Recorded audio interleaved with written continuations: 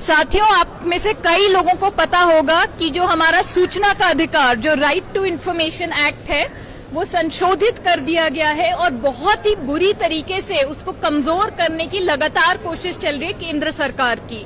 हाल ही में एक data protection act, digital personal data protection act, जिसको कि शॉर्ट में डीपीडीपी एक्ट कहा जाता है, वो लाया गया है और उसमें सरकार ने सीधा सीधा ये बोल दिया है कि अब से सूचना के अधिकार में कोई भी व्यक्तिगत जानकारी आपको नहीं मिलेगी। आरटीआई कानून में पहले से ही व्यक्तिगत जानकारी को देखते हुए ध्यान दिया गया था, जिसमें कि ये लिखा हुआ था कि यदि कोई भी ऐसी व्यक्तिगत जानकारी हो जिसका जनहित से कुछ लेना देना ना हो या पब्लिक एक्टिविटी से कोई रिलेशन ना हो या ऐसी जानकारी जिससे किसी की निजता को ठोस पहुंचेगा, वैसी जानकारी नहीं मिल सकती थी, लेकिन बाकी सारी जानकारी मिल सकती थी। डीपीडीपी एक्ट के माध्यम से सरकार ने क्या करा है, ये सारे प्रोविजंस, ये सारे प्रावधान हटा के सीधा सीधा बोल दिया कि अब से आपको कोई व्यक्तिगत जानकारी नहीं मिलेगी। अब इसका असर आप सोचिए। लोग आरटीआई डालते हैं, पूछते हैं कि ये कौन से पूंजीपति हैं जिनके लाखों अरबों रुपए के बैंक लोन्स माफ कर दिए गए।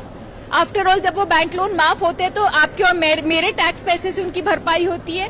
तो कौन है ये पसंदीदा, जो इनके चुने हुए जो कैपिटलिस्ट हैं जिनके ये लोन माफ करते हैं? अब आप उनका नाम पूछेंगे तो सरकार बोलेगी ये तो व्यक्तिगत जानकारी है, हम आपको नहीं देंगे।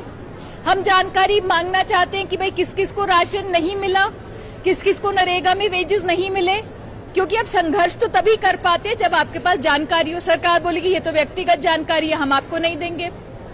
आरटीआई में लोग पूछते हैं कि हमें जजेस की, हमें सरकारी नौकरों की, हमें पब्लिक सर्वेंट्स की संपत्ति का ब्यौरा दीजिए।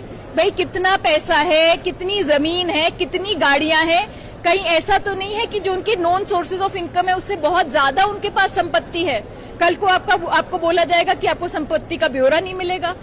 कल को ये भी हो सकता है कि सरकार बोले कि अब से हम इलेक्टोरल लिस्ट को भी हम पब्लिक में नहीं डालेंगे, क्योंकि उसमें भी तो व्यक्तिगत जानकारी है, आपका नाम, आपका पता।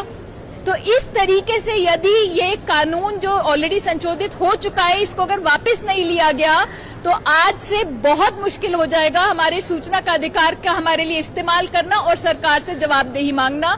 इसलिए हम चाहते हैं कि ये संशोधन सरकार वापस ले और आरटीआई जैसा था वो वैसा ही रहे।